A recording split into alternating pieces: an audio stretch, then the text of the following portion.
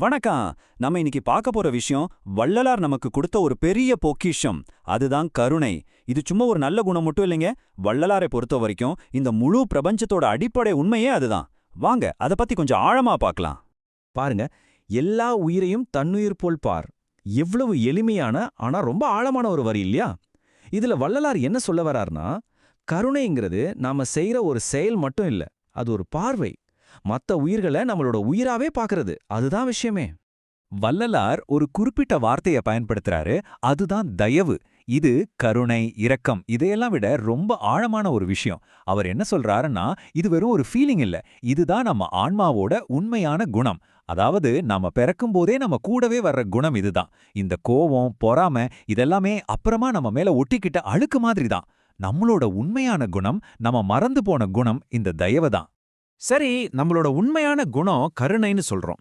ஆனா ஒரு நிமிஷம் யோசிச்சு பாருங்க, இந்த அடிப்படை குணமே இல்லைன்னா என்ன ஆகும்? ஒரு உலகத்துல யார்கிட்டயுமே கருணை இல்லைன்னா அந்த உலகம் எப்படி இருக்கும்? பெரிய விஷயம்லாம் வேணாம், ரொம்ப சின்ன நம்ம அன்றாட வாழ்க்கையில நடக்கிற ஒரு விஷயத்த வச்சு இதை புரிஞ்சுக்கலாம் வாங்க. இத பாருங்களேன், ரொம்ப சிம்பிளான ஒரு உதாரணம். நீங்க ஒரு புது ஊர்ல இருக்கீங்க, வழி தெரியாம ஒருத்தர்கிட்ட வழி கேக்குறீங்கன்னு வச்சுக்கோங்க. அவங்க கொஞ்சம் கருணையோட இப்படி போங்கன்னு சொன்னா நீங்க உங்க இடத்துக்கு போயிருவீங்க. அதே அவங்க உங்களை கண்டுக்கவே இல்ல, முறைச்சிட்டு போயிட்டா என்ன ஆகும்? நீங்க அங்கேயே தான் நிப்பீங்க. பாத்தீங்களா? ஒரு சின்ன கருணை இல்லாததால ஒரு சின்ன உதவி கூட கிடைக்காம போகுது.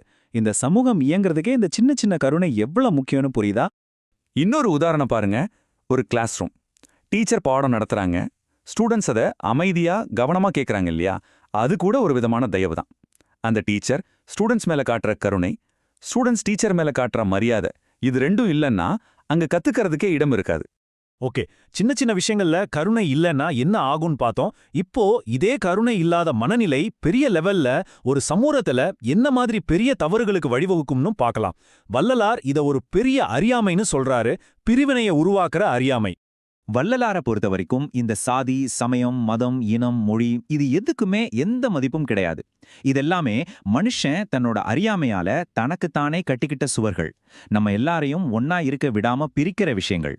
சரி, இந்த பிரிவினைகள் எல்லாம் எவ்வளவு முட்டாள்தனமானதுன்னு புரிய வைக்க வாங்க நம்ம எல்லாரும் சேர்ந்து ஒரு விஷயத்தை கற்பனை செஞ்சு பார்ப்போம். யோசிச்சு பாருங்க. நீங்க ஒரு பெரிய ரோட் ஆக்சிடென்ட்ல மாட்டிட்டீங்க. ரத்தம் போய்கிட்டே இருக்கு, உயிருக்கு போராடிட்டு இருக்கிறீங்க. அந்த நேரத்துல உங்களை காப்பாத்த வர்றவங்க யாருன்னு பாப்பீங்களா? என் சாதிக்காரங்க வந்தாதான் நான் உதவி கேட்பேன்னு சொல்லி அங்கேயே காத்துட்டு இருப்பீங்களா? சரி, ஹாஸ்பிட்டலுக்கு கொண்டு போயிட்டாங்க.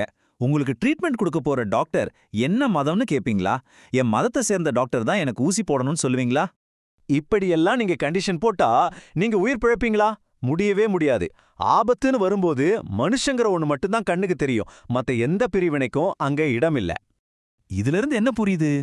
உயிருக்கு ஆபத்து வர்றப்போ அர்த்தமில்லாம போற இந்த ஜாதி, மதத்தெல்லாம் மத்த நேரத்துல மட்டும் நாம ஏன் இப்படி கெட்டியா பிடிச்சிட்டு இருக்கோம்? இதுக்கு பேர் தான் அறியாமை. ஒரு மாபெரும் அறியாமைன்னு வள்ளலார் சொல்றாரு. சரி, இந்த அறியாமையிலிருந்து வெளியே வர்றதுக்கு வள்ளலார் என்ன தீர்வு சொல்றாரு, அதை இப்ப பார்க்கலாம். அவர் சொல்ற தீர்வு ஆன்மநேய ஒருமைப்பாடு. பேர் கொஞ்சம் பெருசா இருக்கலாம், ஆனா விஷயம் ரொம்ப சிம்பிள். இந்த உலகத்துல இருக்கிற ஒரு சின்ன எறும்புல இருந்து பெரிய யானை வரைக்கும் எல்லா உயிருக்கும் உள்ள இருக்கிறது ஒரே ஆன்மாதான். அப்படி பார்த்தா நாம எல்லாரும் யாரு? அண்ணன் தம்பிங்க, அக்கா தங்கச்சிங்க, ஸ்பிரிச்சுவல் சிப்ளிங்ஸ். இந்த உண்மையை உணர்றது தான் உண்மையான கருணைக்கு முதல் படி. ஆனா ஒரு நிமிஷம், நாம உண்மையிலே அப்படிதான் வாழ்ந்துட்டு இருக்கோமா? நம்ம சுத்தி இருக்கிற உலகத்தை பாருங்க, நாம எல்லாரும் உடன்பிறப்புகளா தான் பழகிட்டு இருக்கோமா? நிச்சயமா இல்ல. நம்மளோட நிஜ வாழ்க்கை எப்படி இருக்கு? ஒருத்தர் புறம் பேசுறது, அடுத்தவங்க வளர்ந்தா வயிறு எரியறது, சின்ன சின்ன விஷயத்துக்கு குடும்பத்துக்குள்ளேயே சண்டை, ஒருத்தர் நம்பாம இருக்கிறது. கருணைங்கிற வெளிச்சத்தை நாம மொத்தமா மறந்துட்டு அறியாமைங்கிற இருட்டுல தான் வாழ்ந்துட்டு இருக்கோம். சரி, இப்ப நம்ம இந்த உரையாடலோட உச்சகட்டத்துக்கு வர்றோம். கருணைங்கிறது வெறும் ஒரு நல்ல ஐடியா இல்ல, அது ஒரு யுனிவர்சல் லா.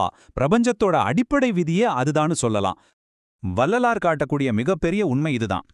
கருணைங்கிறது பிரபஞ்சத்துல இருக்கிற ஒரு முக்கியமான விஷயம் மட்டும் இல்ல, இந்த பிரம்மாண்டமே கருணைதான். அதனாலதான் மனித வாழ்க்கையோட உண்மையான அடித்தளமும் கருணையாத்தான் இருக்க முடியும். வள்ளலார் நமக்கு கிடைத்த பெரிய பொக்கிஷம். இந்த வரியை சும்மா கடந்து போயிடாதீங்க. அவர் வெறும் ஒரு ஞானி இல்ல, நம்ம வாழ்க்கையில இருக்கிற இந்த அறியாமையை போக்குறதுக்கு நமக்கு கிடைச்ச ஒரு பெரிய வழிகாட்டி. அந்த பொக்கிஷத்தோட அருமையை நாம உண்மையிலே புரிஞ்சுக்கணும். யோசிச்சு பாருங்க, இந்த ஒரு விஷயத்த நாம புரிஞ்சுக்கிட்டா போதும். சின்னதா ஒரு குடும்ப சண்டையிலிருந்து உலகப்போர் வரைக்கும் எல்லா பிரச்சனைக்கும் தீர்வு கருணைதான். மத்தவங்கள நம்ம உடன்பிறப்பா பார்க்க ஆரம்பிச்சா அப்புறம் எங்கிருந்து சண்டை வரும்? கடைசியா நான் உங்களை ஒரே ஒரு கேள்வியோட விட்டுட்டு போறேன். இந்த பிரபஞ்சத்தோட முழுமையான சத்தியமே கருணைதான்னு சொல்றோம். அப்போ நாம ஏன் ஒரு பொய்யில வாழ்ந்துட்டு இருக்கோம்? இந்த ஜாதி, மதம், வெறுப்புன்னு இத்தனை பொய்களை கட்டி பிடிச்சுக்கிட்டு ஏன் வாழ்றோம்? உண்மை என்னன்னு தெரிஞ்சும் நாம ஏன் ஒரு பொய்யான வாழ்க்கைய வாழ்றோம்? யோசிச்சு பாருங்க.